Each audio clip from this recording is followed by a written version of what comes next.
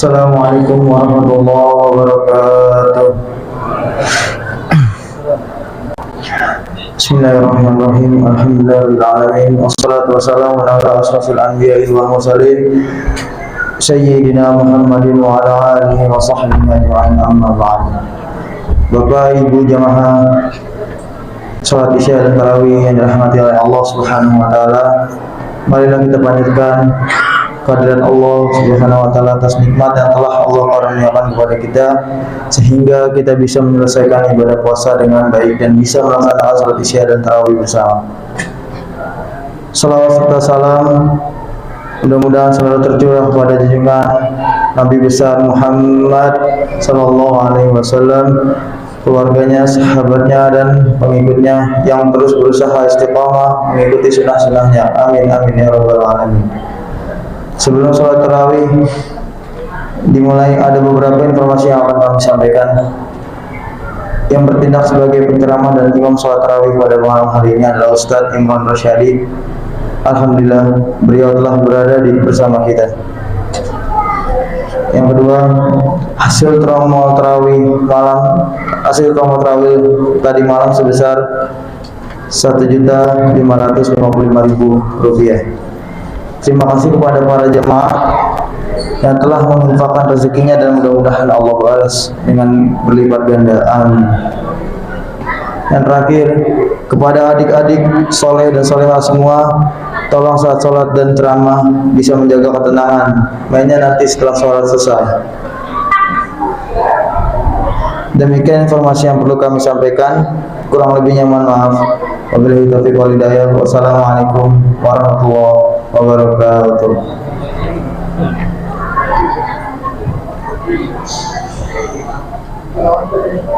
Kepada adik TPG dipersilakan.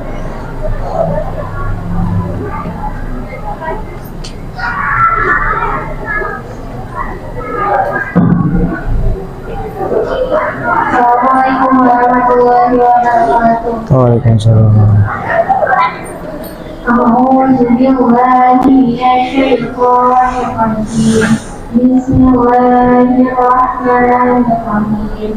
Wa yulqul hadatil madad alladzi jama'a malahu wa addada yahsabu anna malahu akhlada fahuwa yunbadan atau وما أدراك ما الفتنة نار الله الموقدة التي تطلع على الأفئدة إنها عليهم مؤصدة في أمد ممددة صدق الله العظيم. Sadaqallahul. Terima kasih kepada adik TPG yang telah membaca surat Al-Quran. Semoga yang membaca dan mendengarkan berpahala. Amin ya rabbal alamin. Kepada Ustadz Imran Rosyadi, waktu dan tempat dipersilahkan. Bismillahirrahmanirrahim. Assalamualaikum warahmatullahi wabarakatuh. Alhamdulillahirabbil alamin wa bihi nasta'in ala umuri dunya waddin. Wassalatu wassalamu ala asyrafil mursalin sayyidina Muhammadin wa ala alihi wa ashabihi ajma'in. Amma ba'du. Qala Allah ta'ala fi kitabil karim, a'udzu billahi minasyaitonir rajim. Wa qala rabbuka alla ta'budu illa iyyahu wa bil walidayni ihsana.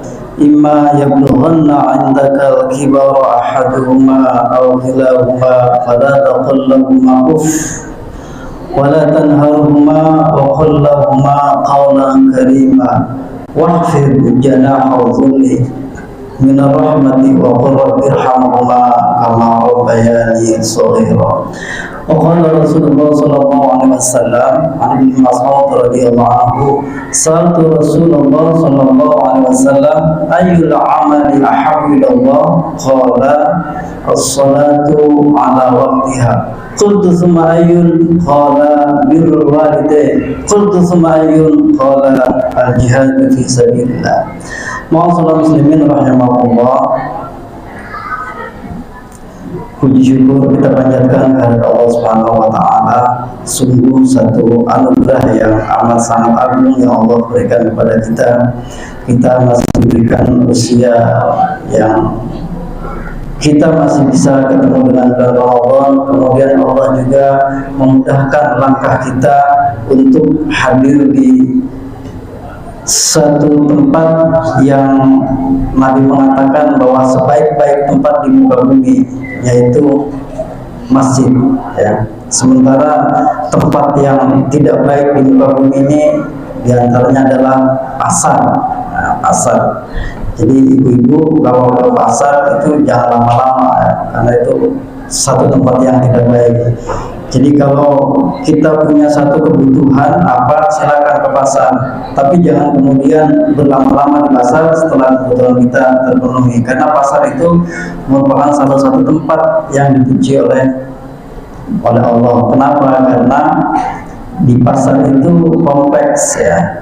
Orang taat di sana juga ada, penipu di sana juga ada, ya. Kemudian copet juga di sana ada, tapi orang jujur juga di sana ada. Tapi kalau di masjid barangkali 1:1000, insya Allah semua orang soleh semua, ya. Kemudian selawat dan salam mari sama-sama kita curahkan kepada junjungan kita, suri toladan kita, manusia paripurna.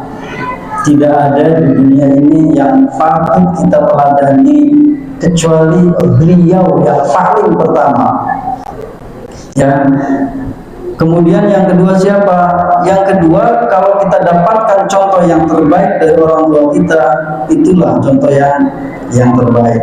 Sementara contoh-contoh dari yang lain, ya, dari maaf sekarang anak muda itu kan gandung dengan artis dan lain sebagainya, gitu ya. Nah itu silakan, nggak ada masalah, manusiawi. Tapi ingat, suri toladan yang utama adalah Rasulullah SAW. Kenapa? Kalau tokoh masyarakat, artis itu ya, kadang-kadang hanya memuaskan kita di dunia, ya, hanya memuaskan kita di dunia. Kita senang meet and greet dengan siapa, gitu kan. Tapi kalau meneladani Rasulullah SAW bukan hanya menyenangkan di dunia, tapi insya Allah akan menyelamatkan kita di akhirat kelak. Mudah-mudahan kita semua yang berada di sini kelak mendapatkan syafaatul uzma dari Rasulullah SAW. Amin amin ya rabbal alamin. Ma'asyiral muslimin rahimakumullah. Tema yang diberikan kepada saya pada malam hari ini adalah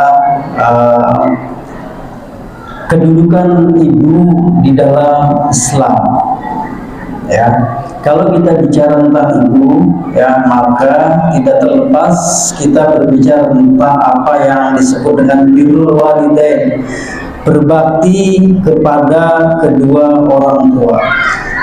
Dalam ayat yang saya sebutkan di pembukaan tadi, wa qadha rabbuka, Tuhanmu telah memerintahkan, Allah ta'budu illa iya, janganlah kalian menyembah illa iya, kecuali hanya kepada Dia, yaitu Allah Subhanahu wa taala. Kemudian yang kedua, wa bil walidaini ihsana, dan hendaklah kalian berbuat baik dengan kedua orang tua. Jadi pasti birrul walidain, kedua orang tua dulu, ya. Kenapa?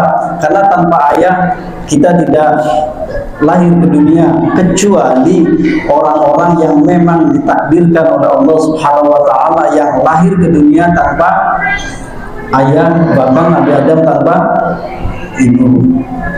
Ma'asyiral muslimin rahimakumullah.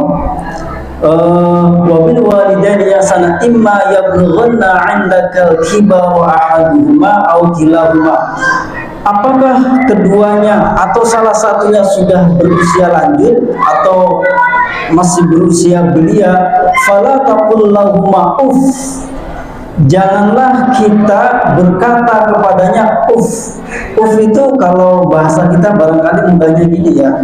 Kita itu kan kalau disuruh oleh orang tua dipanggil sama ibu, nah kemari, nah tolong bukakan pintu, ada tamu. Kan kadang-kadang, mama, itu kan. Nah, kata-kata itulah ya, mungkin terjemahan termudah daripada kata ufi wala tanharhuma. Apalagi kalau kita menghardik, membentak. Ini perhatian buat adik-adik remaja ya. Kita harus bersikap amat sangat baik kepada kedua orang tua. Kemudian selanjutnya, waqfid lahuma janahau dzulli minar rahmah.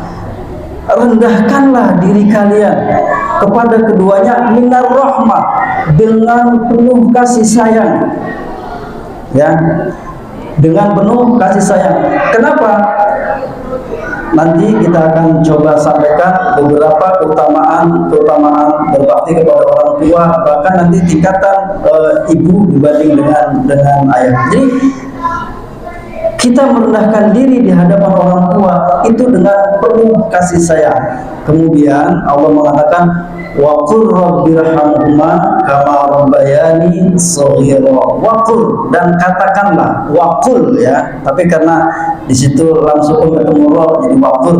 Wa qul, dan katakanlah, Rabbi, wahai Tuhanku, irhamhuma, kasihanilah, sayangilah mereka, kama rabbayani shaghira, sebagaimana mereka mendidik kami sejak kami kecil.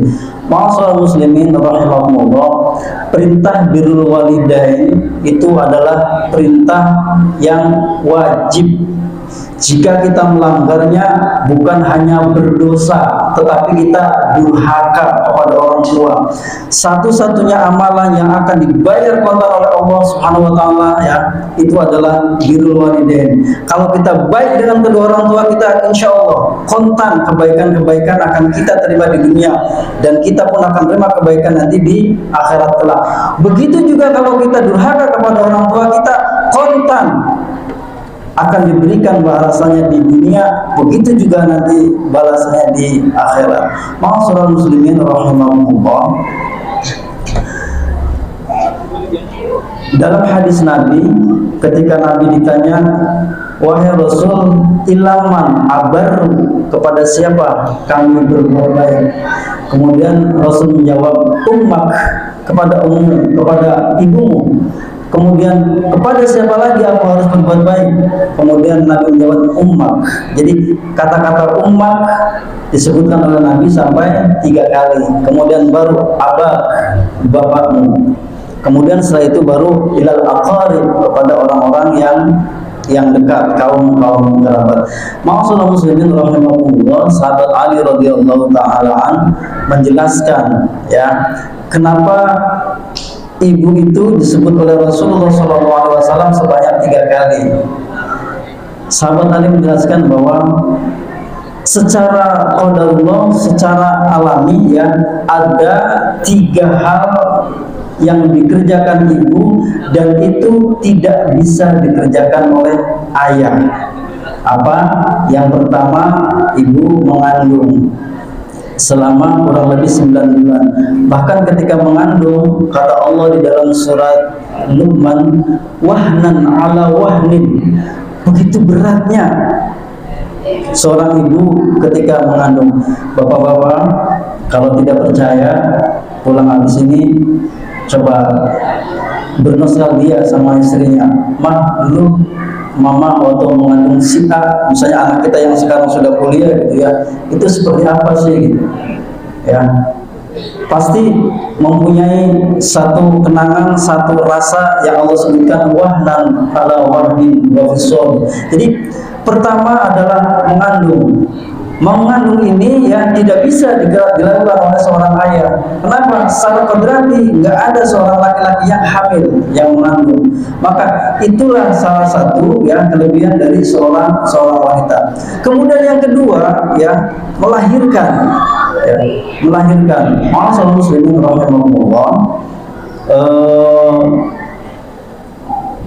seorang ibu atau kita seorang ayah ya yang mendampingi sang istri ketika melahirkan pasti ya mengetahui betapa beratnya seorang ibu saat melahirkan anaknya nyawa jadi taruhannya. Ya, luar biasa. Jadi itu yang kedua yang tidak bisa dilakukan oleh ayah.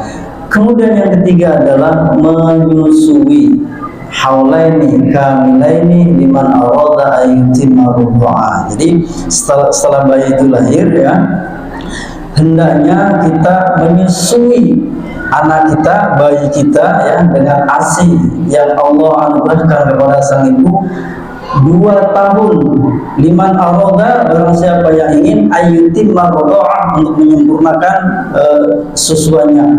Dan insya Allah kalau seorang anak kemudian disusui oleh ASI asli dari ibu kandungnya selama 2 tahun ya, kita yakin perkembangan anak itu akan sempurna, dia akan sehat, pertumbuhan jasmaninya, jiwanya insya Allah akan sempurna. Kenapa?